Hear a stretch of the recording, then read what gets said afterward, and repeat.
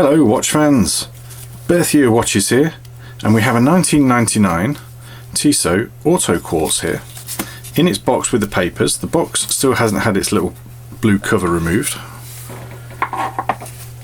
and when we open it up we have our Autoquartz. Now I'm going to show you something. Hopefully this will stop running, which is an unusual thing to say. But while I show you the rest of the watch, you've got a full length bracelet, or it appears to be full length, lots of spare links, 4 each side to take out, sign clasp, exhibition case back, and you see that rotor turning around? That is what charges the capacitor. So this is a quartz movement, but it charges a capacitor rather than having a battery draining. So the more you wear it, the more charged it gets. Clever, eh? It's also used in an Omega watch as well. And nice clear white dial, quick set date, screw down crown, all solidly put together, sapphire crystal, nice specification. I think it was called the Omega Matic, the Omega version with the exact same movement in.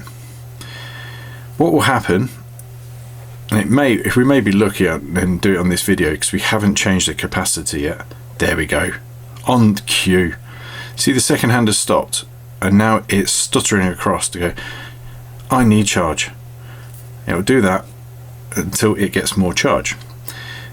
Now Seiko Kinetics do this as well, and that's the technology. They were around first, the Seiko Kinetics, then the Swiss got on board. And with the Seiko Kinetic you have to shake it to remove that rotor to charge it up quite a lot. But with the Tissot and the Omega, pull the crown out to the first position, wind it.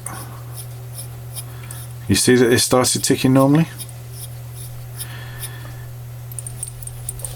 You can't do that with the Seiko. Now we're going to change the capacitor in this once it sells, so it's absolutely fresh, and you should have 10, 15, 20 years out of it then, depending on how often it's used. But the fact that you can jump start it by winding the crown is a real improvement over the Seiko. There is an inscription on this watch: to Dad with love. They can't put it on the case back because the case back is glass, so it's on the side of the watch. Now if you don't like watches with inscriptions but you like vintage watches, I'm not sure why you wouldn't like that. If you're buying something because it's old and has history, that is history as well, and what a nice sentiment. So I have no problem with engravings, and I wouldn't polish that off. You could choose to, should you wish, but really I'd probably prefer it if you just went and bought a different watch from someone else. I'd like to keep that on there. I think that's a lovely touch. You can see more on this watch at berthierwatches.com, including loom shots and wrist photos and all those nice things, and the link is in the comments below. Thank you for watching. Please consider subscribing if you want to learn more about vintage watches.